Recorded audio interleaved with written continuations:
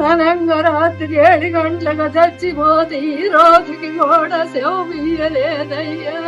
చిమ్మిరి శ్రీనివాసులు ఆత్మహత్య కేసులో కలిగిరి సిఐపై వేటు పడింది. చిమ్మిరి శ్రీనివాసులు ఆత్మహత్య చేసుకున్న అనంతరం 2 రోజుల పాటు పోస్టుమార్టం నిర్వహించలేదన్న ఉద్దేశంతో పోస్టుమార్టం సమీపానికి చెన్నై ఆసుపత్రిలో ఉన్న చిమ్మిరి శ్రీనివాసుల మృతదేహానికి పోస్టుమార్టం నిర్వహించలేదని ఆ గ్రామస్తులు చిమ్మిరి శ్రీనివాసుల కుటుంబ సభ్యులు నిరసన తెలిపిన నేపథ్యంలో కలిగిరి సిఐపై వేటు పడింది. ఆయన బదిలీ చేశారు.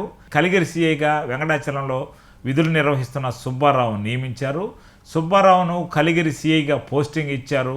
ఇక్కడ పనిచేస్తున్న వెంకటనారాయణను గుంటూరు రేంజ్ ఐజీ దగ్గర రిపోర్ట్ చేసుకోవాలని వీఆర్కి పంపారు. ఈ నేపథ్యంలో చిమ్మిరి శ్రీనివాసులు కుటుంబం ఆరోపిస్తుంది, ఎస్ఐ దగ్గరకు తాము వెళ్ళినప్పుడు రిజెక్ట్ చేశాడని, కనీసం ఆ విషయాన్ని పట్టించుకోలేదని, ఇది సివిల్ కేసు అని నిరాకరించారని, కనీసం విచారించున్న తమ భర్త మృతి చెందేవాడు కాదని ప్రస్తుతానికి వాళ్ళు చెప్తున్నమాట. అయితే ప్రస్తుతం సిఐపై వేటు పడింది.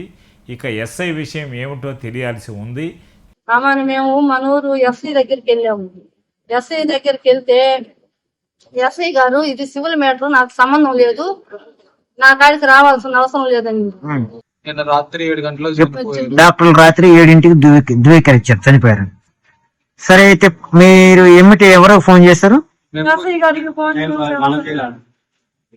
ఎస్ఐ గారు చేస్తే ఏమన్నారు? ఎస్ఐ గారు ఇప్పటికి రెస్పాండ్ లేదు సార్, మీరేనా అంటే చంద్రబాబు వస్తామన్నారా? ఏమన్నా ఎస్ఐ గారు వస్తాను అని రాత్రి చెబితే ఇప్పటికి లేదు నా 5 అవుతుంటే ఎక్కడనా ఎస్ఐను బదిలీ చేస్తారా, సస్పెండ్ చేస్తారా అన్న విషయం తెలియాల్సి ఉంది. అయితే సస్పెండ్ చేస్తారని, బదిలీ చేస్తారని మనమైతే చెప్పడం లేదు, కానీ ప్రస్తుత పరిస్థితి అయితే అక్కడ ఉద్రిక్తంగా ఉంది. ఉద్రిక్తత కారణాలు రెవెన్యూ, పోలీసు 2 వర్గాలు కలిసి ఇక్కడ ఆ కుటుంబాన్ని చిదిమేసాయి. ఆ కుటుంబం వీధుల పాలయ్యవలసిన పరిస్థితి ఏర్పడింది.